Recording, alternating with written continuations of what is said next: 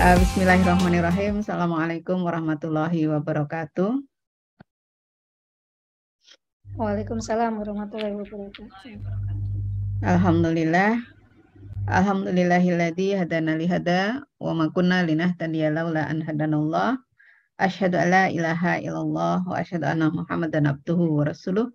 Allahumma shalli ala Muhammad wa ala ali Muhammad amma ba'du. Ibu-ibu sekalian, alhamdulillah kita berjumpa kembali dalam kajian muslimah ya, setiap hari Jumat. Mudah-mudahan Allah Subhanahu wa taala senantiasa memberikan kepada kita keistiqomahan dan kemudahan dalam mempelajari syariatnya. Salawat dan salam semoga senantiasa dilimpahkan pada junjungan kita Nabi Muhammad SAW serta keluarganya, sahabat-sahabatnya, dan pengikut-pengikutnya setia hingga akhir zaman. Kita berharap mudah-mudahan kita termasuk pengikut Rasulullah yang setia hingga akhir hayat kita nanti. Amin ya rabbal alamin. Mohon izin untuk share materi ya.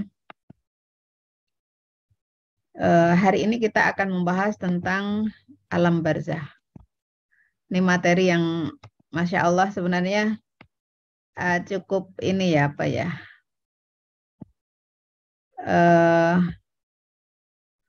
Ada rasa takut, ada rasa khawatir, dan ada rasa harap.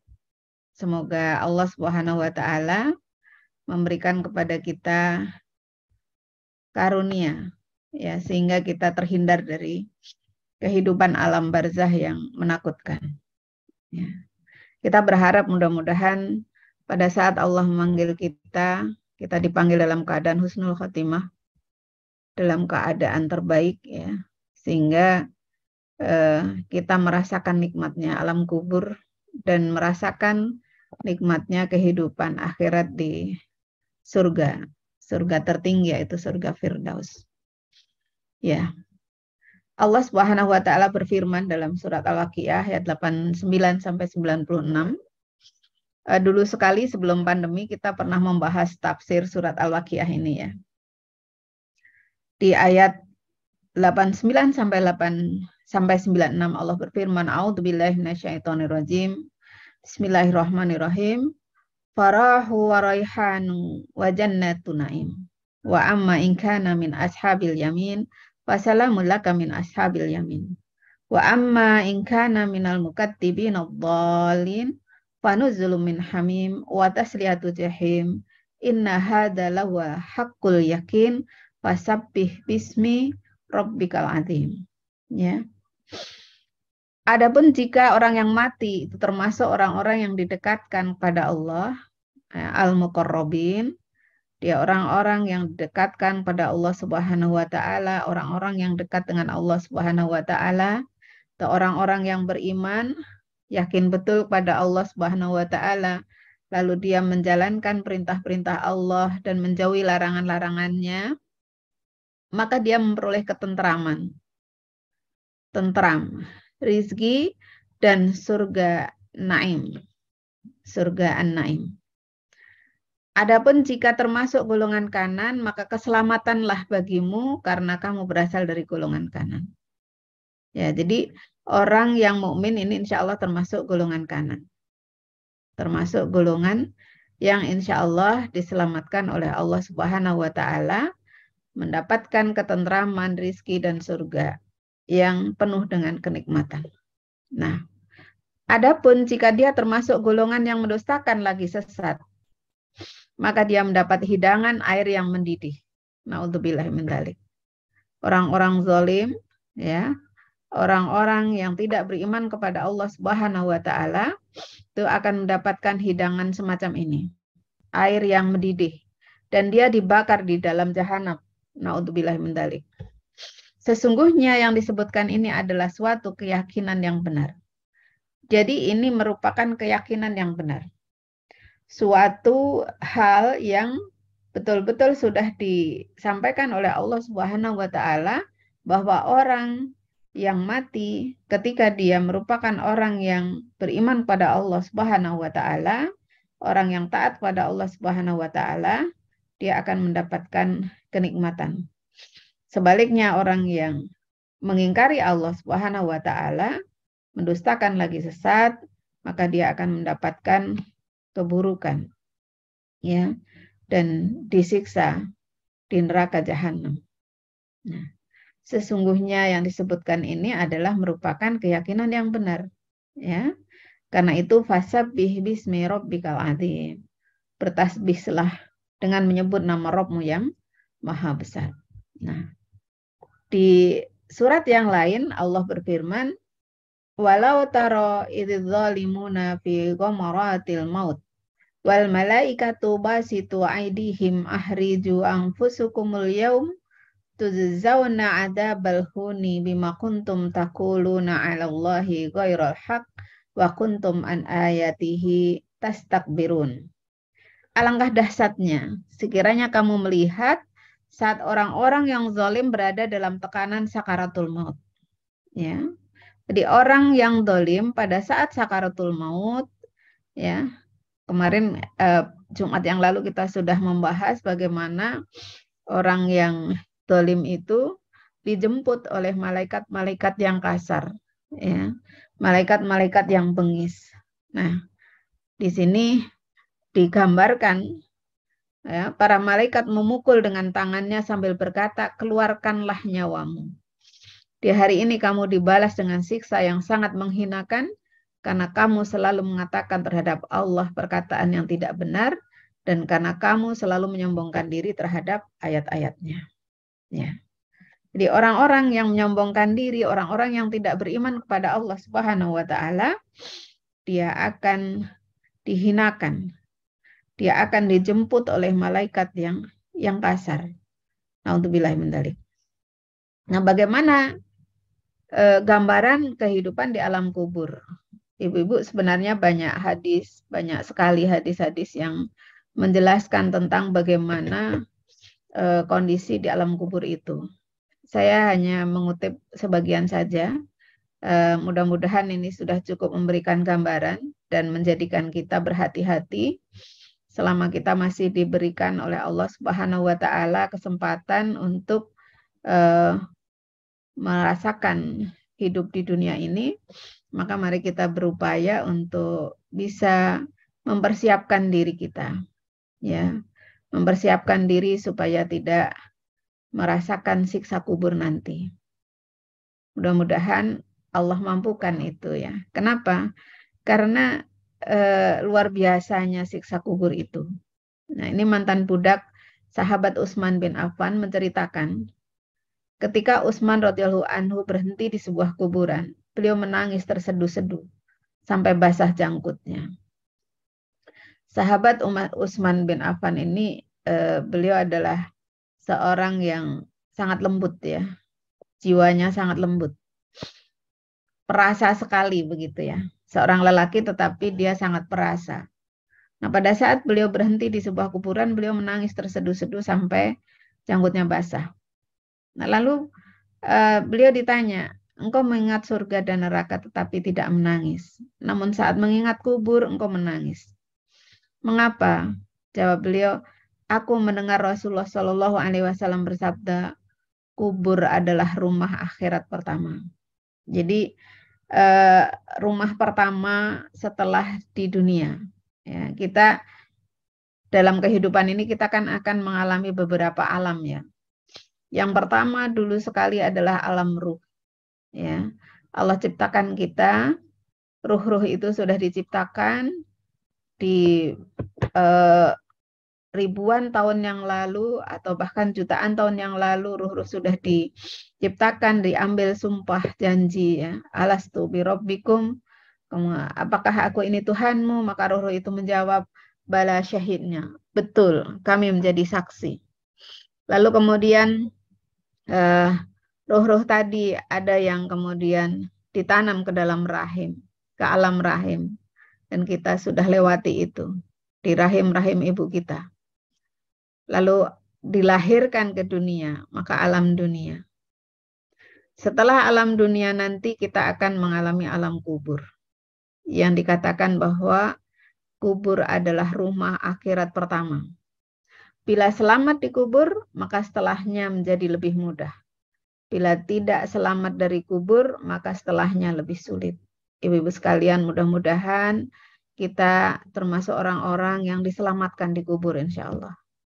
Ya, selagi kita masih punya waktu, apalagi ini bulan Ramadan, mari kita berusaha untuk menjadi ahli kubur yang selamat, ya, supaya jalan kita lebih mudah pada saat untuk mencapai kehidupan akhirat kelak, di akhirat yang berikutnya, di yaumil akhir, yang khalidina abada, yang kekal abadi. Ya. Maka budak Utsman bin Affan ini mengatakan, aku juga mendengar Rasulullah SAW bersabda, aku tidak melihat suatu pemandangan pun yang lebih menakutkan daripada kubur, kata Utsman bin Affan. Ya. Tidak melihat pemandangan yang lebih menakutkan daripada kubur. Nah, kalau kita takut lewat kuburan, begitu ya, itu masih baru sebatas cerita-cerita mistis lahiriah yang ada di dalamnya.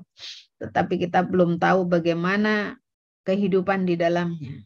Nah, dari hadis-hadis inilah kita akan belajar bagaimana sesungguhnya kehidupan di dalam alam kubur itu. Di masa Rasulullah SAW, ya, seorang wanita yang biasa menyapu di Masjid Nabawi, itu beliau wafat. Dan Rasulullah SAW merasa kehilangan karena beliau tidak dikasih tahu. Ya, pada saat seorang wanita penyapu Masjid Nabawi ini wafat, Rasulullah tidak diberitahu.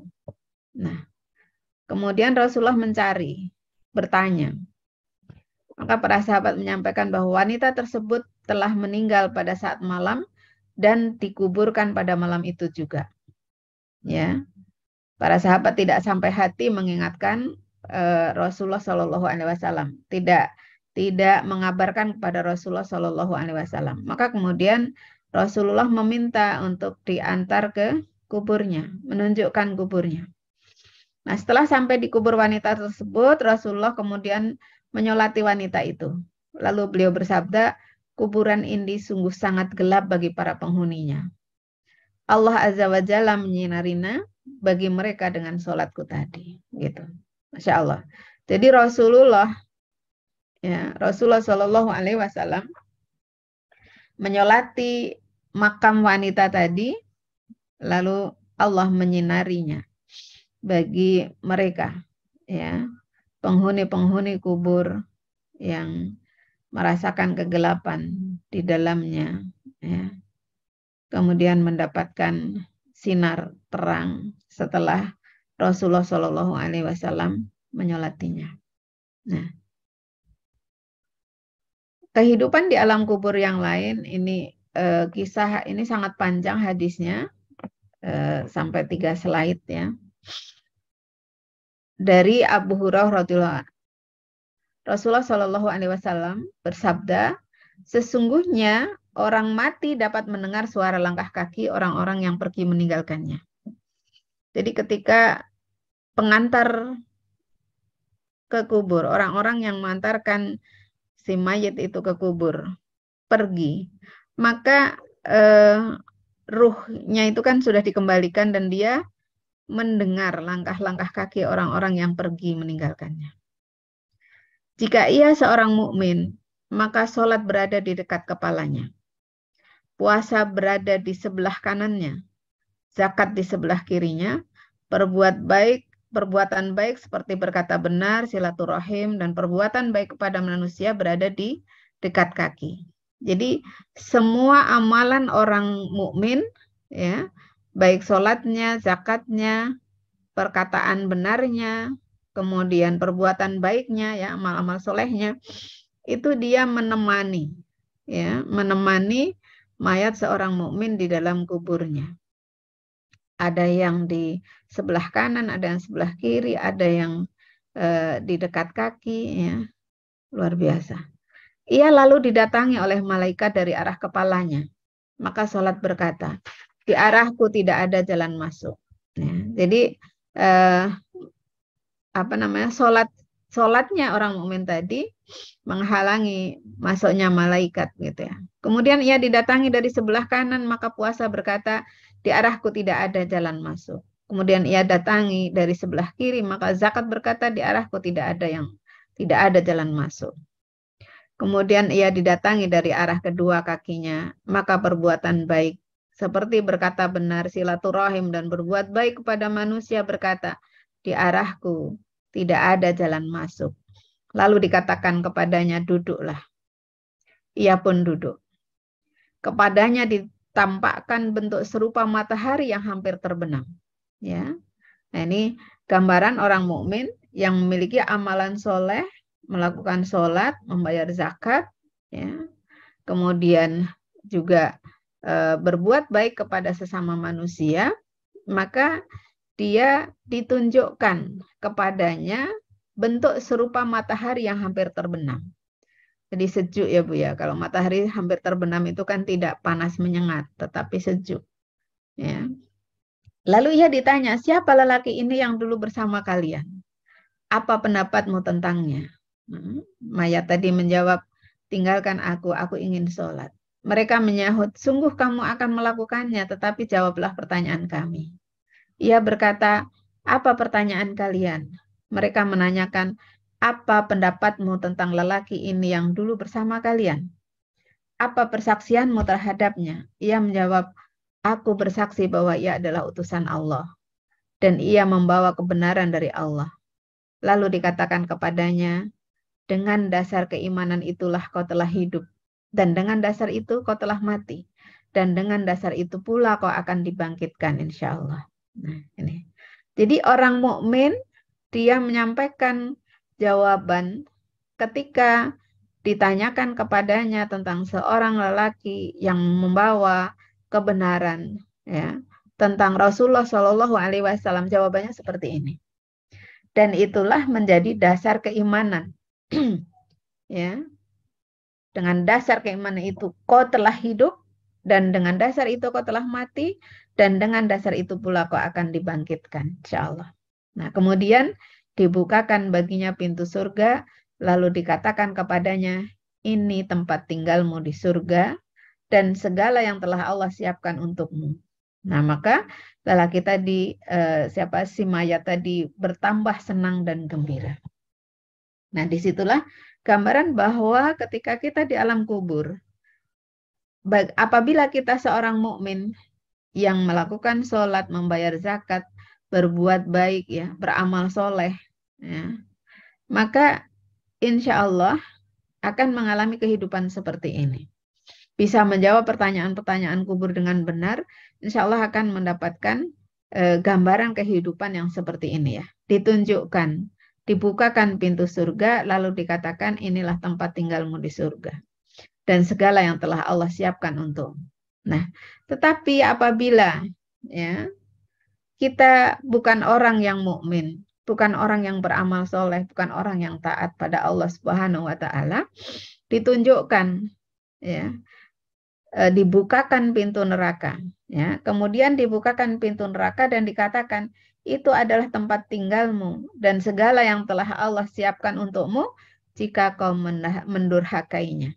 Nah, maka mayat tadi bertambah gembira, bersyukur, ya, bahwa dia tidak ditempatkan di neraka.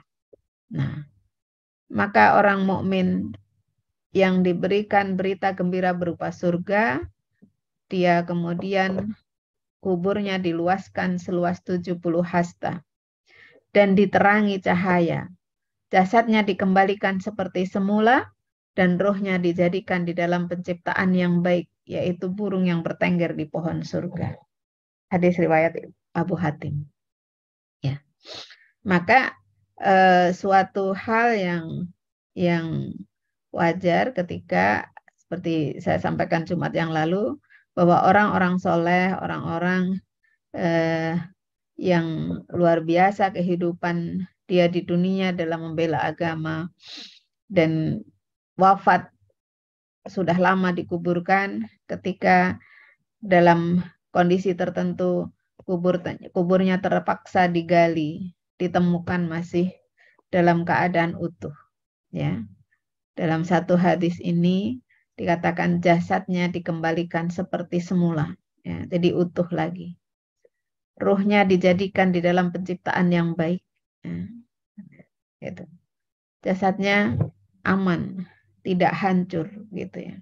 Nah, kemudian ini orang-orang yang mendapat dibebaskan dari ujian dan siksa kubur, dilindungi. Siapa saja orang yang dilindungi dari siksa kubur? Yang pertama, orang yang mati syahid.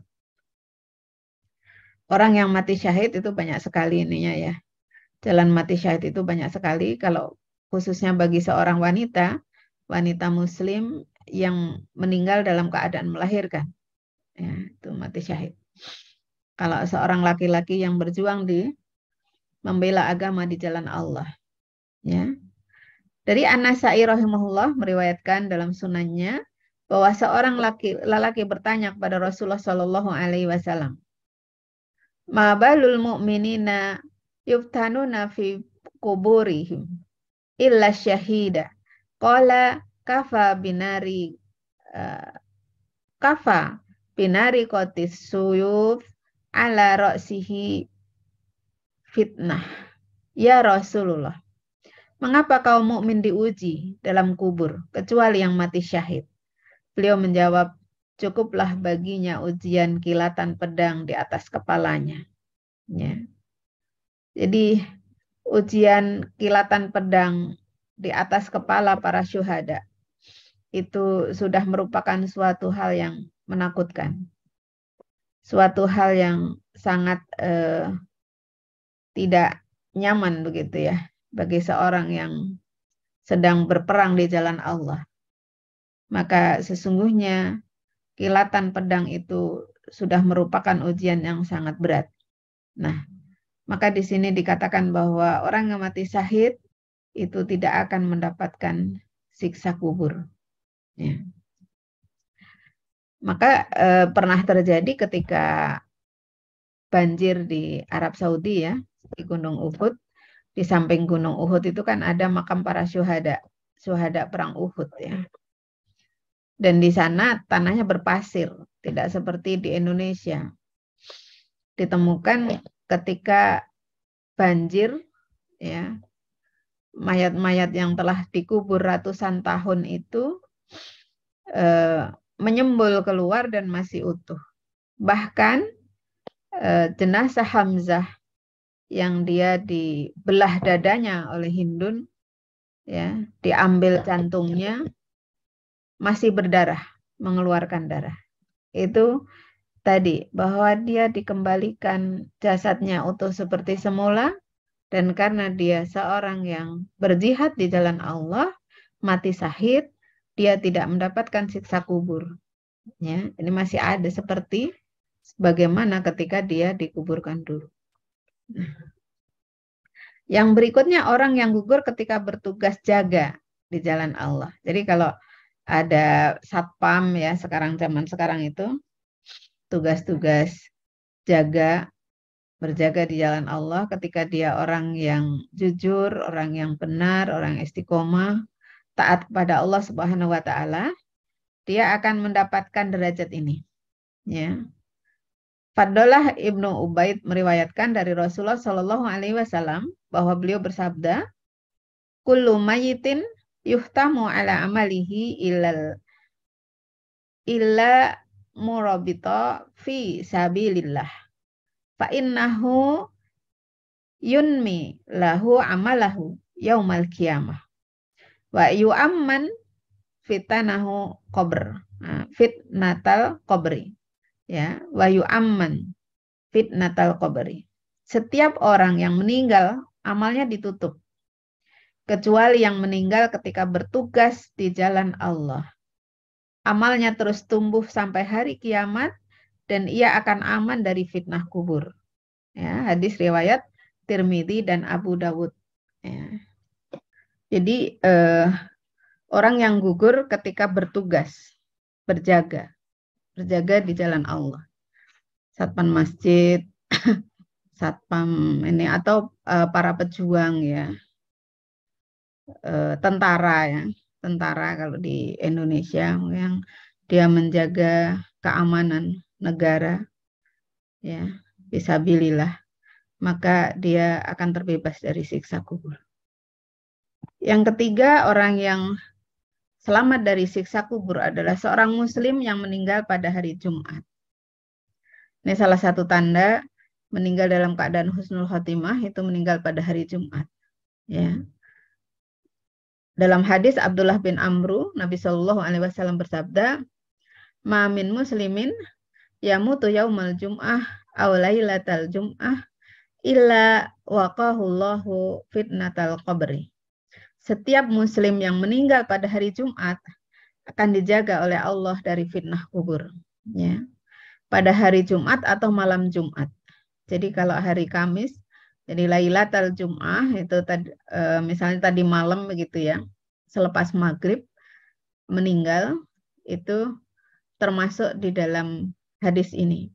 Orang Muslim yang meninggal pada malam Jumat atau hari Jumat, dia dibebaskan, dijaga oleh Allah Subhanahu wa Ta'ala dari siksa kubur. Nah, yang berikutnya adalah seseorang yang meninggal karena sakit perut. Nih, ibu-ibu yang dokter, yang kesehatan itu lebih tahu sakit perut itu macamnya apa saja. Ya. Abdullah bin Yasar radhiyallahu anhu berkata, aku pernah duduk bersama Sulaiman bin Sa'd dan Khalid ibn Urabtah. Mereka menceritakan bahwa ada seorang lelaki yang meninggal karena sakit perut. Keduanya ingin menyaksikan jenazahnya. Salah satunya mengatakan kepada yang lain, bukankah Rasulullah Shallallahu Alaihi Wasallam bersabda, orang yang meninggal karena sakit perut tidak akan diazab di dalam kubur. Yang satunya menjawab, engkau benar. Ya, jadi orang yang di dalam kubur, ketika dia meninggal karena sakit perut, maka insya Allah dia tidak akan mendapatkan siksa kubur.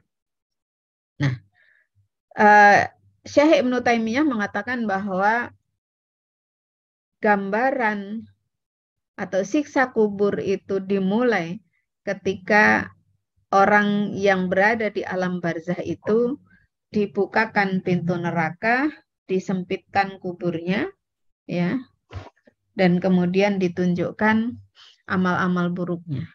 Jadi dijelaskan di dalam riwayat bahwa himpitan alam kubur itu di awal akan dirasakan oleh semua orang. Begitu dimasukkan ke dalam alam kubur, mayat itu akan terhimpit oleh kuburnya. Baru nanti kemudian setelah mendapatkan pertanyaan malaikat, kemudian hadir seluruh amal solehnya, juga sebab-sebab yang lainnya itu, dia akan terbebas dari siksa kubur ini. Insya Allah mudah-mudahan kita termasuk orang-orang yang terhindar dari siksa kubur itu. Nah, hal-hal yang menyebabkan siksa kubur.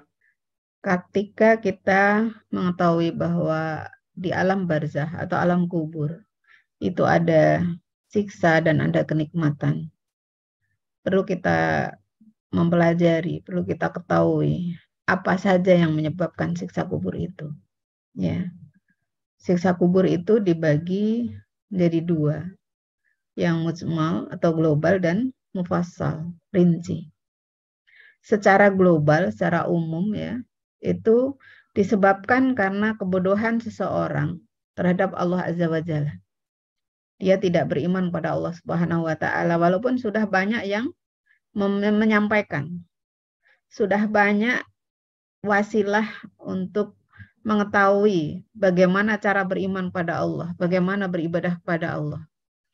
Tetapi dia tidak mau tahu, tidak peduli. Lalu kemudian menyanyiakan perintah Allah Subhanahu wa Ta'ala. Tidak pernah sholat, tidak pernah membayar zakat, tidak pernah. Saya punya seseorang yang pernah bercerita kepada saya bahwa dia dulu sebenarnya rajin sholat, tapi kemudian begitu menikah, dia jarang sholat. Kenapa? Karena suaminya orang yang tidak pernah sholat. Nah, dan ini tidak hanya satu dua di dunia ini ya. Di Indonesia tidak hanya satu dua. Orang yang tidak berpuasa tidak hanya satu dua. Sekarang kalau kita melihat jalan ke pasar saja, atau nggak usah ke pasar ya, berjalan ke mana kita di samping kiri kanan jalan itu banyak orang yang masih tetap berjualan, di situ masih tetap banyak orang-orang yang siang hari itu makan dengan enak saja. Jadi menyiakan perintah Allah dan juga melanggar larangan Allah. Ya, orang yang melanggar larangannya sudah tahu dilarang tetapi kemudian dilanggar, sengaja dikerjakan. Inilah penyebab siksa kubur secara umum. Nah, secara rinci apa sebabnya? Ini dijelaskan secara rinci. Yang pertama adalah namimah. Ketika seseorang mengutip perkataan seseorang kepada orang lain untuk merusak hubungan mereka, mengadu domba. Jadi, misal ada seseorang menyampaikan kepada kita tentang perkataan orang lain yang kita kenal. Misalnya, Bu, si Anu mengatakan demikian gitu ya kepada ibu begitu ya. Nah, sehingga kemudian kita merasa sakit hati. Lalu orang yang dikutip perkataannya tadi dengan kita menjadi bertengkar, menjadi hubungannya tidak baik. Nah, maka orang ini memiliki rekening, calon rekening mendapatkan siksa kubur. Sebab yang kedua, tidak menutupi diri ketika buang hajat. Ya, kalau sekarang alhamdulillah sih sudah jarang ya. Kecuali di kampung-kampung yang masih jauh sekali dari perkotaan itu rata-rata penduduk penduduk Indonesia sudah punya toilet ya. Entah itu toilet di rumahnya sendiri ataupun toilet umum. Kebanyakan sudah buang hajat di tempat-tempat tertutup. Kalau zaman dulu ketika saya masih sekolah di Bandung dulu, kalau pulang ke Solo, naik bus, itu sering di daerah, sampai daerah Kendal gitu. Di daerah Kendal itu kan ada sungai yang kiri kanan ada sungai yang panjang itu, maka kalau subuh-subuh hari itu banyak orang berjajar di situ. Ya, sedang buang hajat. Tidak menutupi dirinya. Nah, bahkan kadang buang hajat sambil ngobrol, naudzubillah min dzalik gitu ya. Nah, itu nggak boleh. Maka kita ketika buang hajat itu di tempat yang benar, di toilet yang tertutup. Nah, bagaimana kalau terpaksa? Ada pernah terjadi di dalam safar, macet, mau mengejar ke toilet umum, sulit dijangkau gitu ya, karena jalanan macet tidak bisa diterjang, sementara sudah sangat kebelet gitu. Akhirnya apa? Turun di pinggir jalan. Maka kemudian ada ibunya atau saudaranya, dia menutupi dengan cara pakai sarung atau kain yang lebar supaya tidak disaksikan oleh orang lain. Bahkan yang menutupi itu pun juga sambil membelakangi gitu ya. Nah, ini. Jadi untuk menghindari supaya kita tidak terkena siksa kubur, salah satunya dengan menutupi diri ketika buang hajat. Yang ketiga, perilaku gulul. Gulul itu mengambil harta rampasan perang sebelum dibagi oleh imam. Ya, jadi ada harta rampasan perang, atau mungkin kalau di kalangan ASN apa ya ininya ya, bagi-bagi jatah mungkin ya, ada bonus apa begitu oleh kepalanya belum dibagi tapi sudah diambil gitu ya. Nah, Kemudian yang keempat, berbuat dusta. Dusta baik perkataan maupun perbuatan. Ya. Membohongi orang. Ya. Maka kita perlu banyak beristighfar di sini ya. Astagfirullahaladzim ketika kita merasa pernah melakukan dusta. Yang kelima, memahami Al-Quran namun tidak mengamalkannya. Sebenarnya tahu, oh di Al-Quran ada begini, ada syariat begini, tapi sengaja tidak mengamalkan. Itu akan menyebabkan siksa kubur. Dan juga berzina. Ya, berzina ini merupakan dosa besar. Ya, dia bukan hanya dikubur disiksanya, tapi juga di akhirat kelak. Nah, tetapi kalau orang yang berzina kemudian sudah dirajam ya, yang sudah menikah dirajam sampai mati, yang masih gadis dan jejaka itu dirajam dicambuk 100 kali. Kalau sudah mengalami iqab di dunia, maka insya Allah dia selamat. Tetapi ketika di dunia dia belum diiqab, belum dihukum, maka hukuman itu akan dilakukan di akhirat, walaupun dia sudah bertaubat. Yang berikutnya adalah orang yang memakan riba. Ya. Dan yang terakhir, mayit yang ditangisi keluarganya jika mayit tersebut tidak melarang sebelumnya. Jadi ada orang-orang yang ketika keluarganya meninggal, itu dia menangisinya dengan tangis yang histeris. Ya. Tangis yang histeris. Kalau menangis biasa ya sekedar meneteskan air mata, terseduh-seduh sebentar begitu, itu tidak masalah. Itu sebuah kewajaran karena memang manusiawi. Bahkan Rasulullah Shallallahu Alaihi Wasallam sendiri ketika putranya wafat ya, itu beliau meneteskan air mata. Jadi kalau seorang mayat ditangisi keluarganya sampai berlebihan, ya, teriak-teriak, memukul-mukul tubuhnya, ya, menyiksa tubuhnya, ya, histeris gitu. Nah, ini yang menyebabkan mayat mendapatkan siksa kubur. Oleh karena itu, kita memang perlu menyampaikan itu kepada keluarga kita. Jangan sampai tangis histeris itu menyebabkan akhirnya mayat disiksa di dalam kubur. Nah, kemudian apa saja yang bisa menyelamatkan diri dari siksa kubur? Yang pertama, bertaubat. Bertaubat minimal mengucapkan istighfar. Astagfirullahaladzim.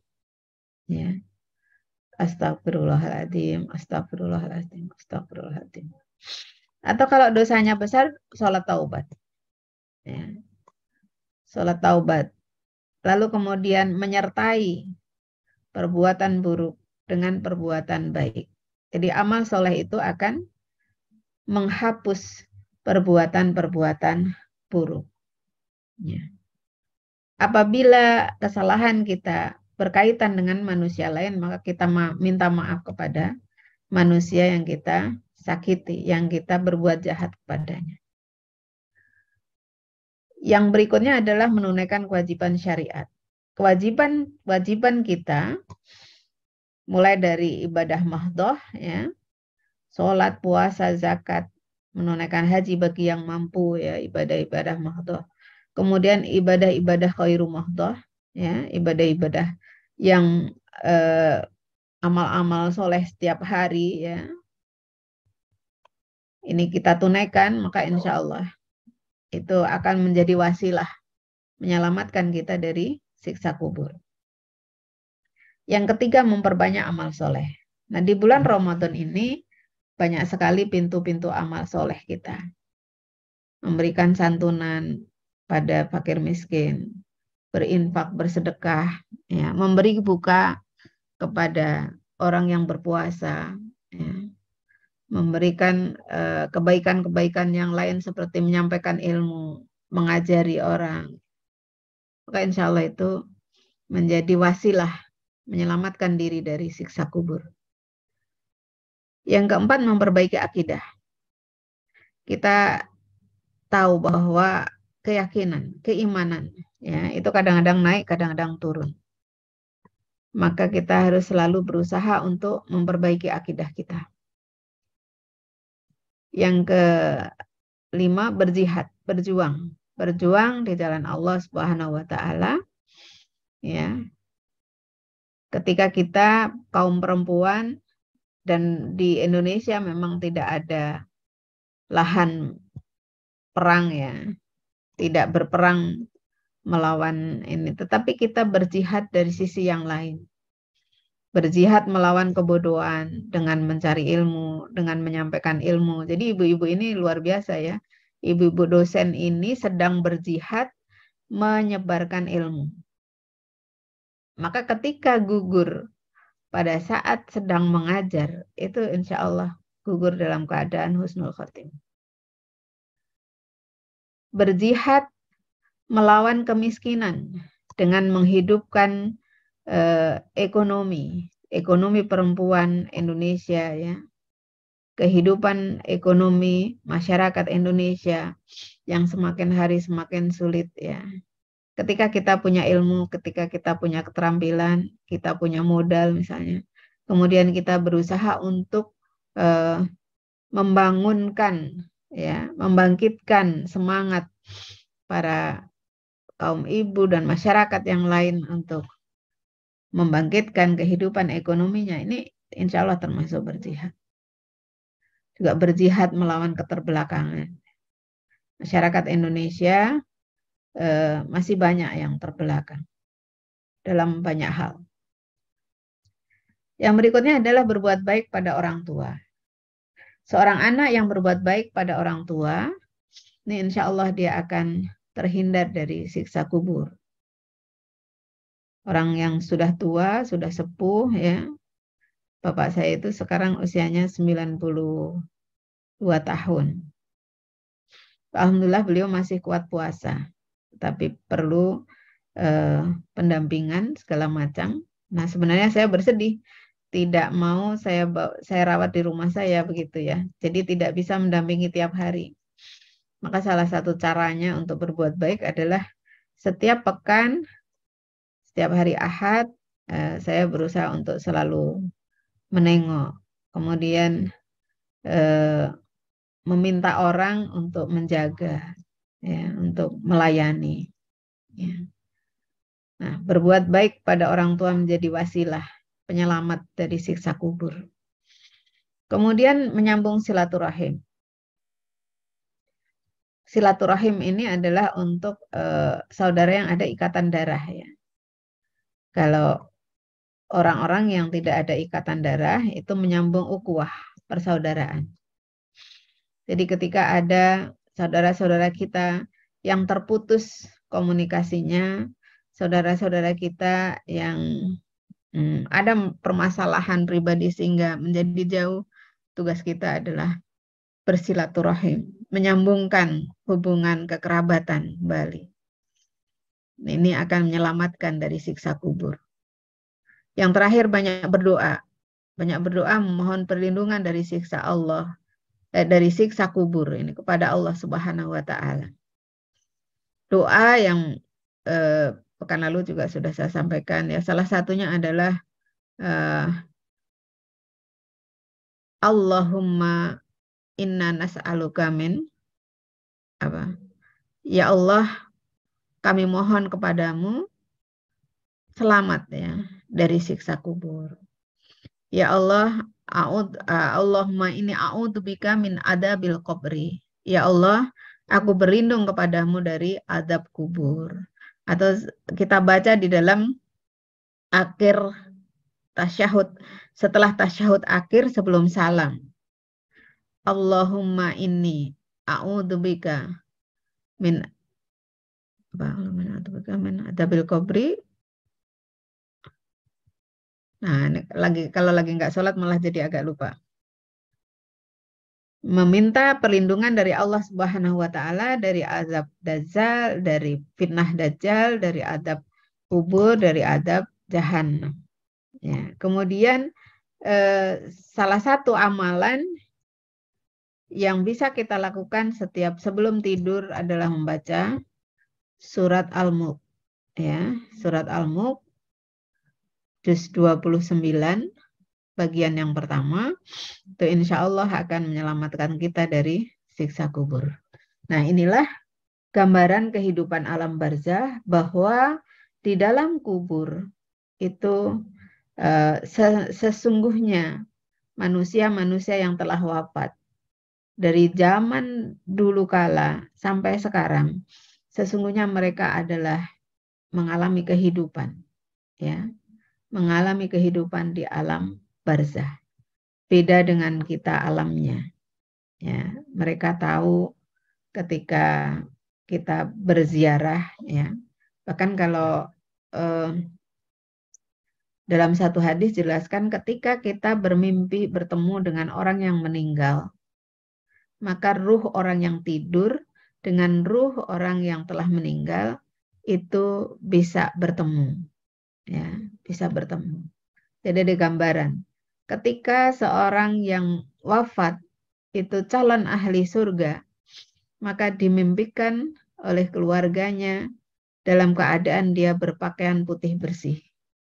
Tetapi sebaliknya apabila dia berpakaian hitam legam, bisa jadi dia orang yang mendapatkan siksa di dalam alam barzah dan dia adalah calon penghuni neraka. Maka disinilah kita berusaha untuk mempersiapkan diri mumpung Allah masih beri waktu, ya. Semoga Allah jadikan kita orang-orang yang mendapatkan kenikmatan di alam kubur, bukan orang-orang yang mendapatkan siksa di alam kubur ini. Demikian ibu-ibu materi yang bisa saya sampaikan. Mudah-mudahan ini menjadi pengingat terutama untuk saya sendiri tentu saja, ya. Dan mudah-mudahan bermanfaat bagi ibu-ibu sekalian. Dan tentunya kita berharap semoga Allah Subhanahu wa Ta'ala melindungi kita dari siksa kubur ini. Karena siksa kubur adalah siksa yang sangat dahsyat, ya. Akan menunjukkan di mana kita akan tinggal di akhirat kelak. Nah, semoga Allah Subhanahu wa Ta'ala terus membimbing kita, memberikan kepada kita hidayah sehingga kita selamat di dunia maupun selamat di akhirat dan tidak mendapatkan siksa di dalam kubur kita. Demikian.